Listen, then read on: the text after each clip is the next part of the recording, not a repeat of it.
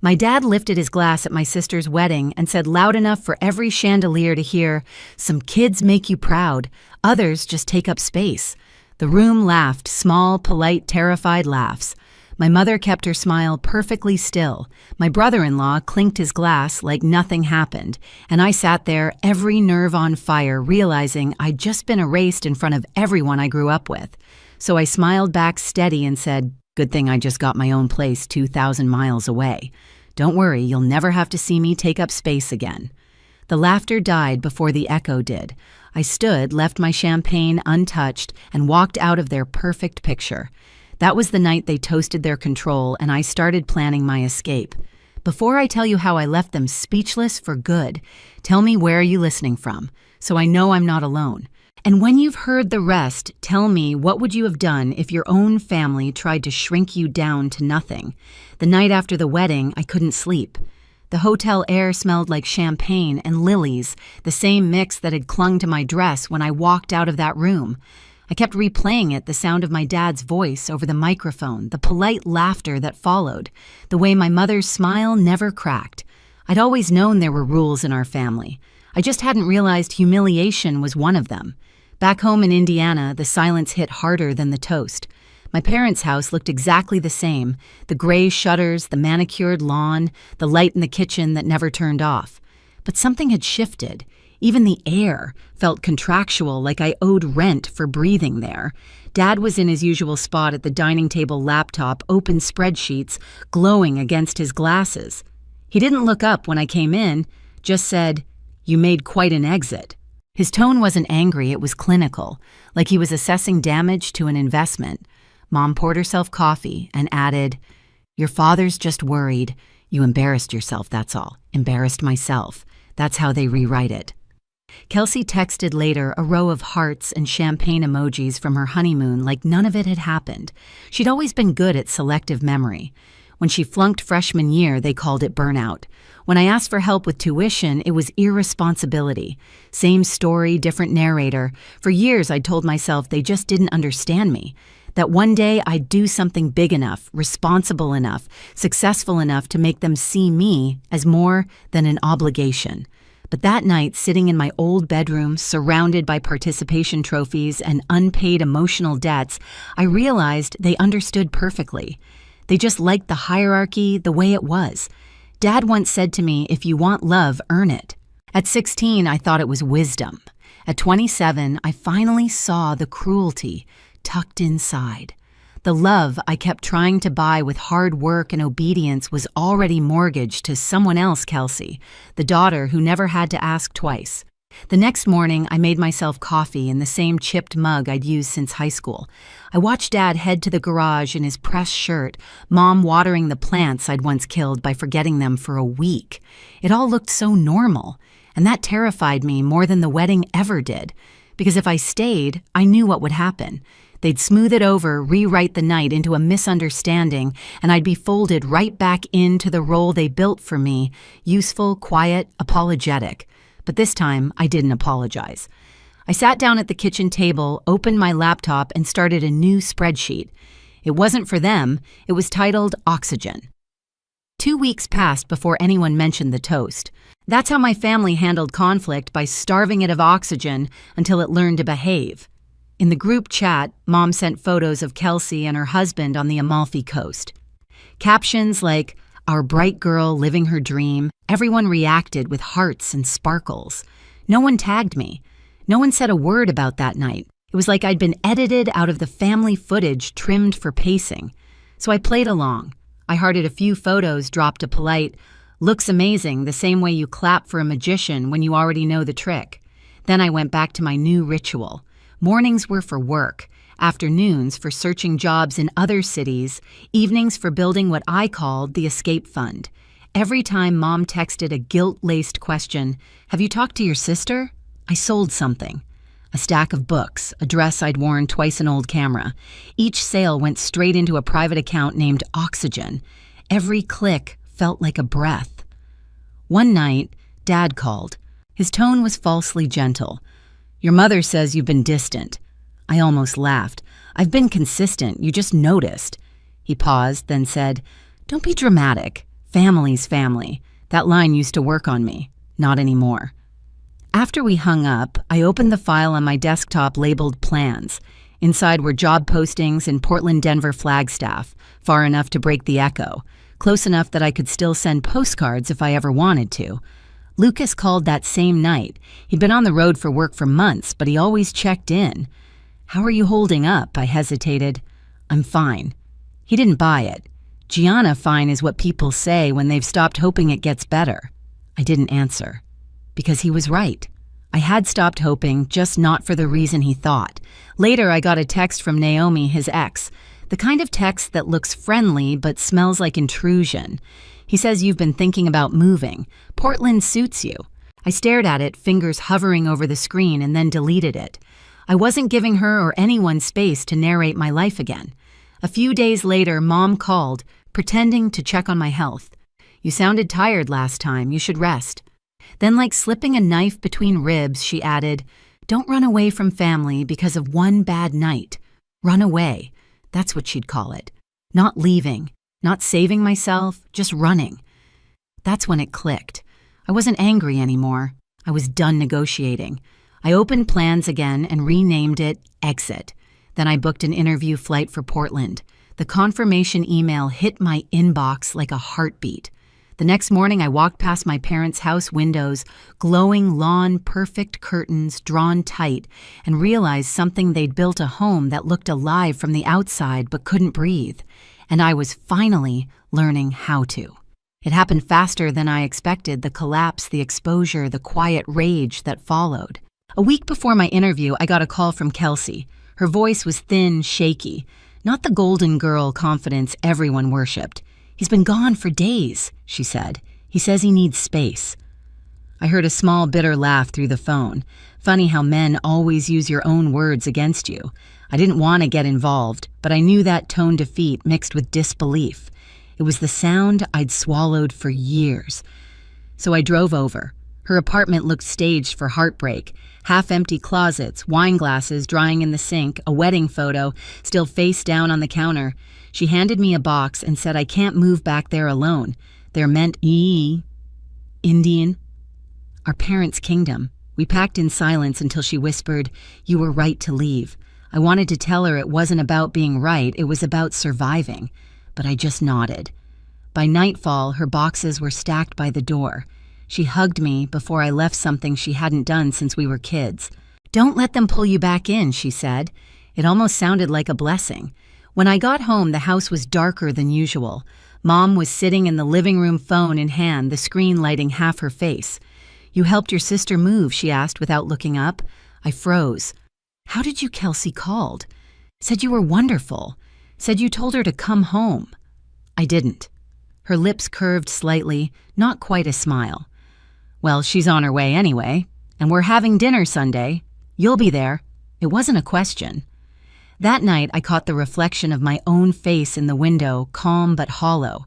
I opened my laptop, checked the Plans folder, and there it was, the email from Portland's subject line interview confirmation. For the first time in months, I felt something close to relief. I printed the offer details, packed my portfolio, and slid both into a leather folder labeled Next Chapter. Then I did something reckless. I opened the shared family bank account, the one Dad insisted on for emergencies. I transferred every cent that was mine into my personal account and hit close account. Clean, silent, legal. 2 days later, Mom's tone shifted. Her text came wrapped in sugar dinner at 6 Kelsey's cooking lasagna. That was the tell. Mom never let anyone else cook. I knew then it wasn't a dinner, it was an ambush. I charged my phone, backed up my files to a small USB, and left it in my purse. If they wanted to talk, they could do it without my plans inside their reach. At 6 sharp, I walked into the house. The table was set for 4 candles lit like a peace offering. Dad was scrolling his phone, Kelsey sitting stiff beside him. Mom poured wine and smiled like nothing had ever broken. "Sit," Dad said. I did, but this time I wasn't the one on trial. The second I sat down, I knew. The air had that heavy, artificial calm that always came before one of their talks. Candles flickered between us, the table perfectly staged like a photo shoot for forgiveness no one meant. Dad didn't look up from his phone when he started. Your cousin Mia says you've been applying out west. His tone was soft, but his words were loaded like bullets, wrapped in politeness. I kept my voice level. That's right. I had an interview. Mom set down her wine. We're just worried you're running from something, Gianna. Kelsey's eyes darted toward me, warning or apology, I couldn't tell. I smiled that practiced, dangerous calm I'd learned from them. Maybe I'm running toward something. Dad finally looked at me. His gaze had the weight of a closing door. Don't turn this into another rebellion. You've always been dramatic. Or maybe you've always been cruel, I said quietly. The room went still. Kelsey's fork clinked against her plate. Mom's smile cracked just slightly. You don't mean that. I do. My voice surprised even me. You humiliated me in public and you all laughed. You raised me on contracts and lectures, then called it love. You say family is forever, but what you really mean is obedience. Dad pushed his chair back, slow and deliberate.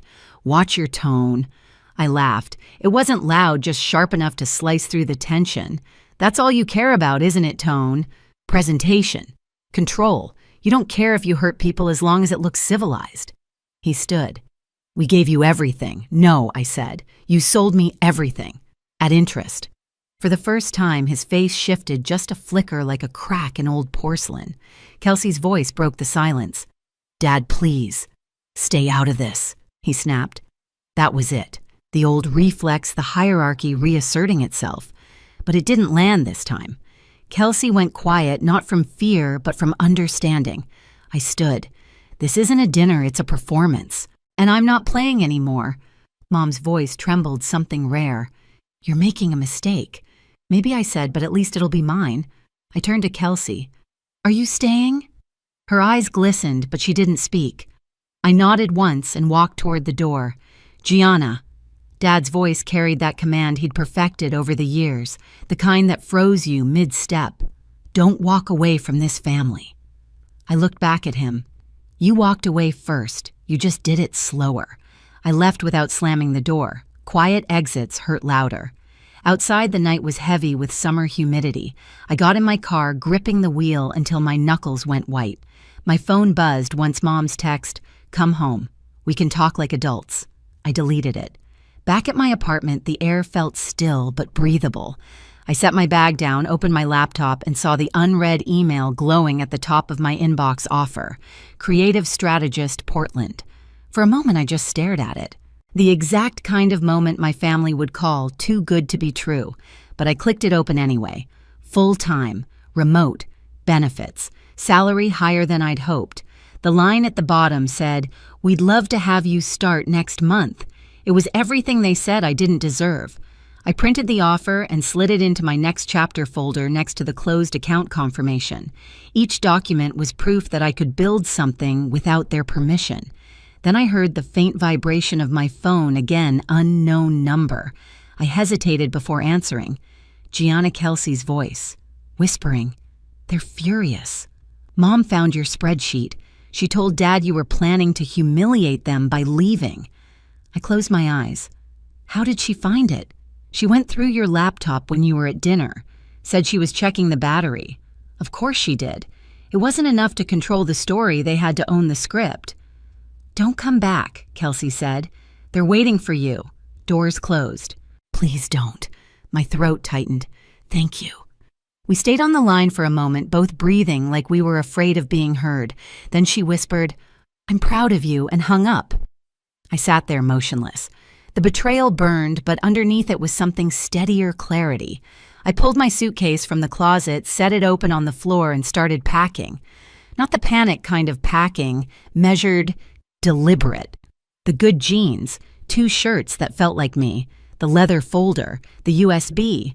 Everything else could rot here. Before dawn, I slipped out the door. The air was damp and cold enough to sting. The neighborhood was still asleep, every window dark except one, probably someone else awake and waiting for change. At the end of the driveway, I looked back at the house. The porch light flickered once like a tired heartbeat. I whispered, "You wanted me gone. Now you get your wish." The taxi arrived on time. The driver didn't ask questions. We rode in silence down the empty highway, city lights fading behind us. When the airport doors opened, the smell of coffee and floor polish hit me at once. I found a seat near the window, opened my phone, and saw another text Dad this time. "Don't make choices you can't undo." I typed back but didn't send it. Some mistakes are the only way out. Then I deleted it entirely. As the sun climbed, a voice announced my flight to Portland. I grabbed my bag, walked to the gate, and for the first time in years, felt no need to look over my shoulder. On the plane, as the engines roared to life, I closed my eyes. My father's words echoed again. "Some kids make you proud, others just take up space." I smiled soft and steady. "Then watch me take all the space I need." The plane lifted through the clouds, and I swear for a second, it felt like oxygen. Portland didn't greet me with fireworks, just soft rain and the smell of cedar through an open cab window. The apartment I'd rented was small, a little cracked at the edges, but it was mine. No rules taped to the fridge, no silent disapproval hanging in the air. The first night I unpacked slowly, each folded shirt a quiet declaration: I'm here. I'm free. A week later, the agency officially welcomed me aboard. My boss called me steady and sharp, 2 words no one in my family had ever used about me. I started sleeping through the night again. The silence didn't feel like punishment anymore. It felt like peace. Then a voicemail came from Kelsey. Her voice was calm, this time lighter. "I got the job in Chicago," she said. Mom cried, but it wasn't sadness, it was losing control. "Thank you for showing me it's possible." I replayed it twice. Then I smiled. For the first time, our family's cycle didn't end in apology, it ended in distance. Safe, necessary distance. Outside, the rain softened to mist. I opened the window wider and breathed in. This wasn't running away. This was arriving. I sat by the window that night, city lights reflecting off the wet pavement below. My phone buzzed once another family dinner photo, the same empty chair at the end of the table. I didn't open it. Some stories don't need sequels. I poured myself a glass of water, raised it slightly, and whispered, "Here's to taking up space." The quiet answered back like a friend. If you've ever been told you were too much, too loud, or not enough, remember this. Sometimes peace sounds like your own voice uninterrupted. Tell me, what would you have done? And if you felt that, subscribe so you don't miss the next one.